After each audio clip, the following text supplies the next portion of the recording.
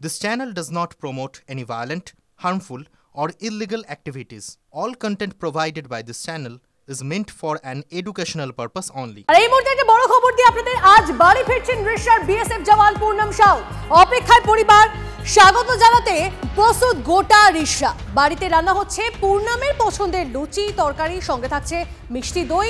পূর্ণম বাড়ি ফেরার পর আনন্দ মিছিলের আয়োজন করা হয়েছে রিশা পুরসভার তরফে। ওয়েস্টার্নে জঙ্গি হামলার পরদিনই গত 23 এপ্রিল বিএসএফ জওয়ান পূর্ণম সাউকে পাকড়াও করে নিয়ে যায় পাক রেঞ্জার্স। ভারতের পরাক্রমে গত 14 মে পূর্ণম সাউকে ছাড়তে বাধ্য হয় পাকিস্তান। ওয়াঘাটারি সীমান্ত দিয়ে দেশে ফেরেন তিনি। এই মুহূর্তে সুজয় আমাদের প্রতিনিধি আমাদের সঙ্গে রয়েছেন, সরাসরি সুজয়ের সঙ্গে কথা বলি। সুজয়, আজ বাড়ি ফিরছেন রিশার বিএসএফ জওয়ান পূর্ণম সাউ। এই মুহূর্তে পরিবেশটা, আবহাওয়াটা কি তার বাড়িতে? দেখো, বলতে গেলে রিশার আজকে উৎসবের ছবি, উৎসবের মেজাজে মেটেছে গোটা রিশার মানুষ। তার কারণ আজকে রিশায় ফিরছে তাদের পছন্দের এবং প্রিয় মানুষটা, অর্থাৎ পূর্ণম সাউ, যাকে ঠিক 1 মাস আগে পাকিস্তান অপহরণ করেছিল। ঠিক 1 মাস পর আজকে ফিরছে বাড়িতে, এবং বাড়িতে ইতিমধ্যে আমি তাদের বাড়ির সামনেই রয়েছি। বাড়িতে রীতিমতো আজকে উৎসবের মেজাজ। পূর্ণম যা খেতে ভালোবাসে, অর্থাৎ লুচি, 2 রকম সবজি, সেটা তৈরি করা হচ্ছে।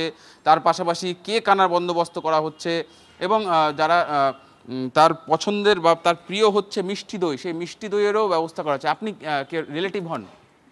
আপনি কে হন? রিলেটিভ বলতে আপনারা প্রসেনজিৎ চ্যাটার্জিকে চেনেন, অভিনেতা, তা উনি আমার দাদাভাই হন। আমি পূর্ণম সাউয়ের কে হন? পূর্ণম সাউয়ের আমি কিছুই হই না। পূর্ণম সাউয়ের আমি টিভিতে দেখে, আচ্ছা, অর্থাৎ প্রতিবেশী এবং নেগেটিভ প্রতিবেশী। আর সেই আনন্দে দেখো প্রতিবেশী পাড়ার লোকজন আসতে শুরু করছে। যেমনটা বলছিলাম যে তার পরিবারের অনেকেই, প্রত্যেক সদস্যই ঠাকুরের কাছে আনন্দে ভাসছে।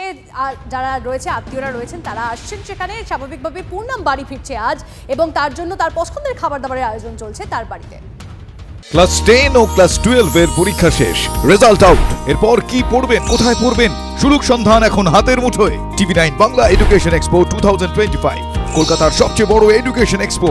ডিগ্রি না ডিপ্লোমা, কোন কোর্স করবেন, কিভাবে প্ল্যান করবেন নিজের ক্যারিয়ার, সব প্রশ্নের উত্তর একটাই। TV9 Bangla education expo.